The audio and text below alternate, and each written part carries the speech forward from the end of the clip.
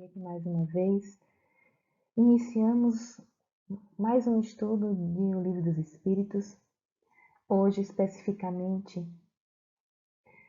sobre o livro 4, Esperanças e Consolações, capítulo 2, Penas e Gozos Futuros, Natureza das Penas e Gozos Futuros, questões 977 a 979. Vamos agora, nesse instante, rogar ao Mestre Jesus que derrame suas bênçãos de amor sobre os nossos corações e mentes, e que a doutrina espírita possa cada dia mais aclarar o nosso entendimento e nos impulsionar ao progresso, ao nosso melhoramento moral e intelectual. E assim,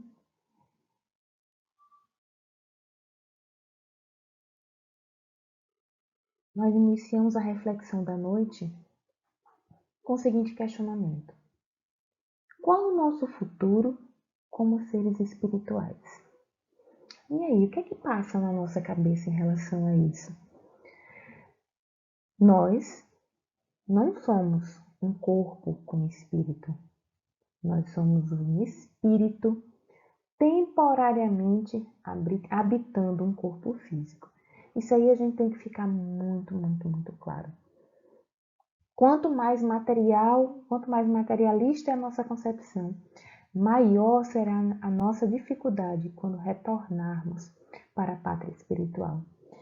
E quando a gente vem falar sobre penas e gozos futuros, a natureza delas, nós vamos ter que correlacioná-la diretamente ao nosso desenvolvimento da nossa vida terrena, ainda quando estamos presos ao corpo físico.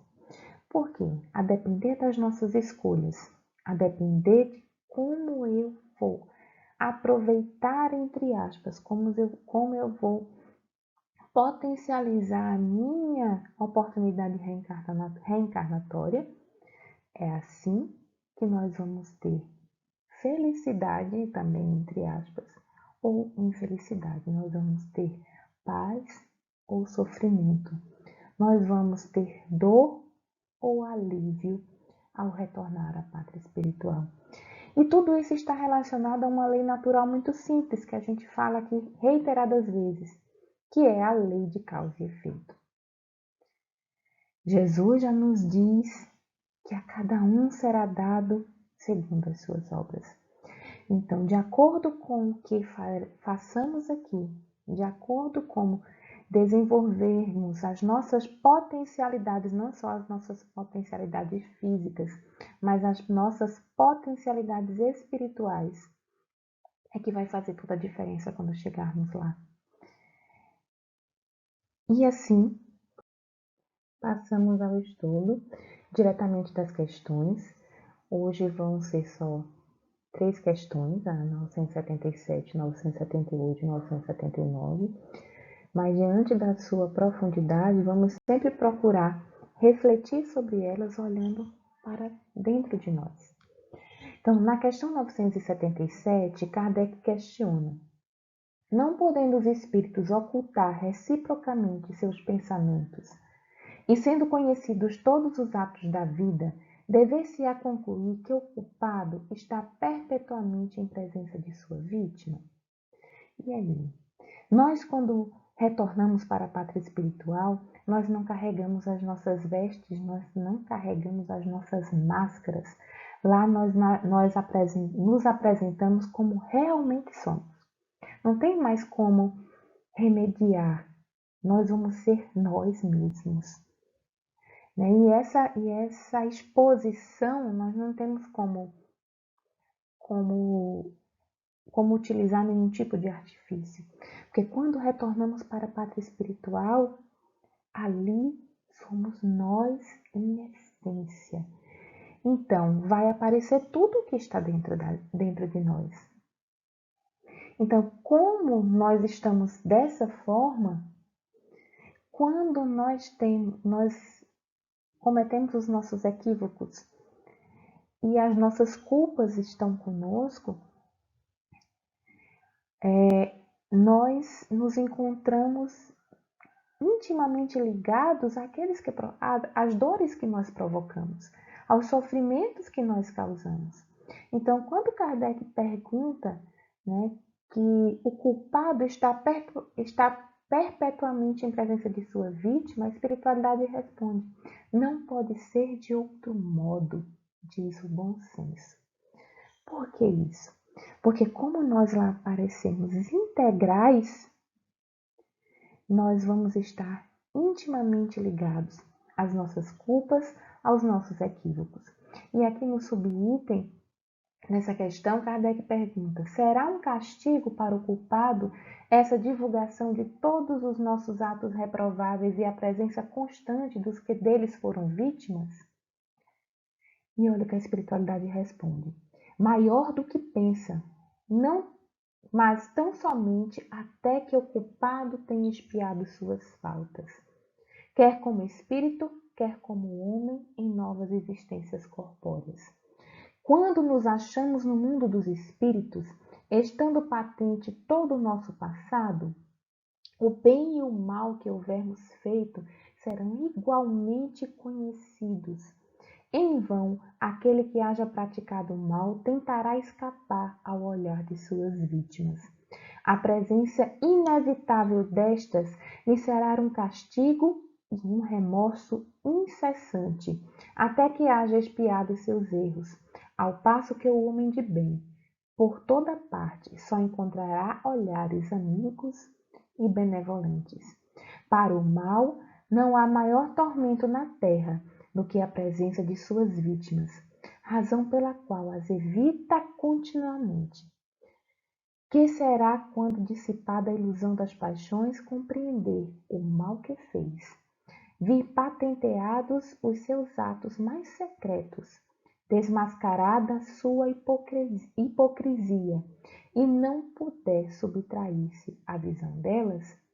Enquanto a alma do homem perverso é presa da vergonha, do pesar e do remorso, o justo goza perfeita serenidade. Então, mais uma vez, a gente tem aqui um retrato, né, que esse nosso amanhã, o que nós seremos amanhã, é fruto da nossa construção diária, é fruto do nosso esforço que temos que ter para vencer as nossas más tendências, as nossas más inclinações. Porque o nosso resultado futuro é fruto da nossa construção presente. E na questão 978, Kardec questiona: a lembrança das faltas que a alma, quando imperfeito, tem cometido, não lhe turba a felicidade, mesmo depois de se haver purificado? E aí? Será que a lembrança dos atos equivocados do passado vai perturbar o espírito já que se redimiu de suas faltas, que já avançou na escala evolutiva, que já se tornou melhor? E aí, qual é a resposta da espiritualidade? Não, porque resgatou suas faltas e saiu vitoriosa das provas a que submetera para esse fim. Então, é vergonhoso o passado? Não, ele só é vergonhoso quando nós ainda não reparamos a nossa falta. Quando nós ainda não identificamos que esse erro, ele não pode ser apagado, mas ele pode ser corrigido, ele pode ser transformado. E essa transformação do equívoco em algo, do equívoco em vitória, é que nos faz nos impulsionar sempre. Nós sabemos que somos seres imperfeitos, que nós erramos continuamente ainda, mas que nós podemos sim, como seres perfectíveis que somos, nos aprimorar e ir vencendo esse ser velho que ainda habita em nós e construindo um ser transmutado, transformado, que se apoiou nesse erro, mas que reformulou, reparou e avançou. E aí sim, essa vitória é motivo não de vergonha, mas de felicidade. pelo dever cumprido, pela ciência de que erramos, mas não erramos no passado, mas não erramos mais. Fizemos sofrer no passado, mas hoje acolhemos as nossas vítimas, nos doamos e pelo amor vencemos. Na questão 979, Kardec questiona: não serão para a alma causa de penosa apreensão que lhe altera a felicidade as provas por que ainda tenha de passar para acabar a sua purificação? E aí? Nós vamos ter um depende aí, mais uma vez.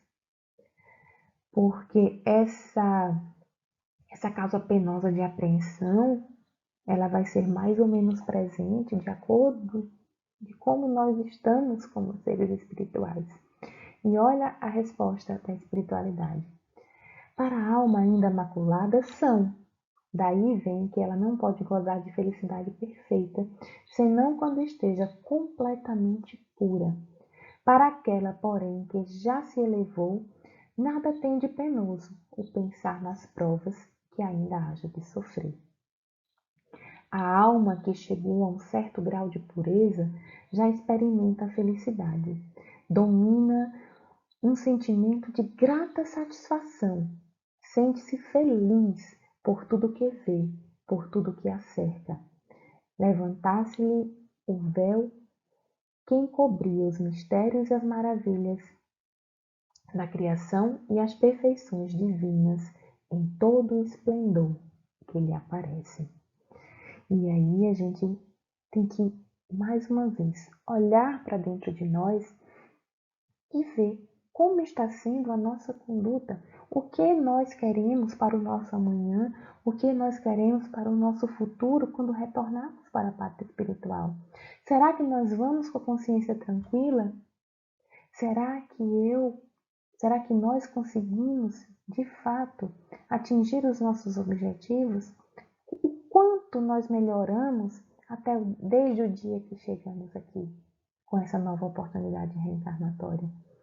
Nós temos que, cada dia, nesse exercício do bem, procurar nos melhorar, procurar avançar, para que nós possamos ter uma certa tranquilidade, um certo prazer e uma sensação de missão cumprida quando retornarmos para a pátria espiritual.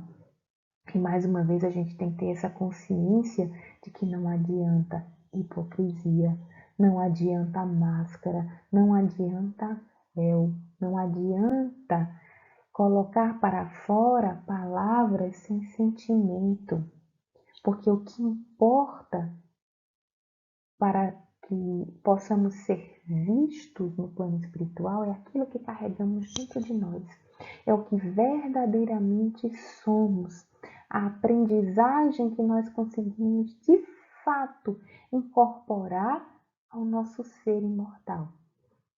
E para exemplificar essa questão, eu trouxe aqui, acredito que a grande maioria de nós vai lembrar dessa passagem do livro Nosso Lar, de André Luiz, na psicografia do nosso querido Francisco Cândido Xavier, que é exatamente aquele momento em que André Luiz está dentro da colônia e do lado de fora aparece uma mulher, né?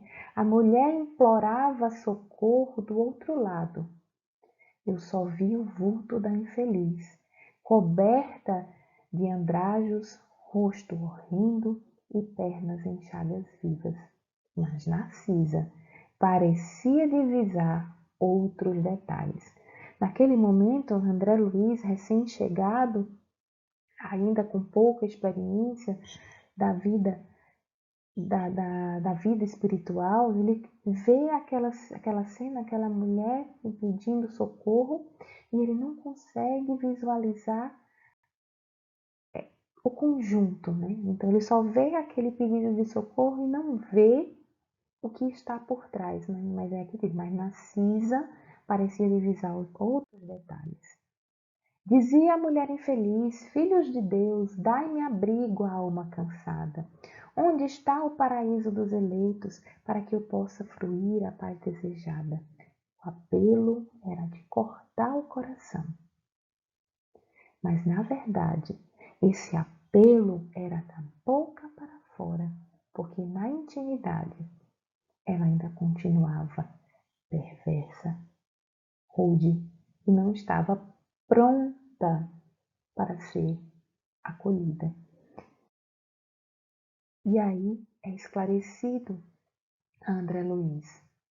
Os pontos negros, né, na verdade, naquele momento, pede-se para que a visão possa ser um pouco apurada, que eles possam enxergar um pouco além do que aparenta ser.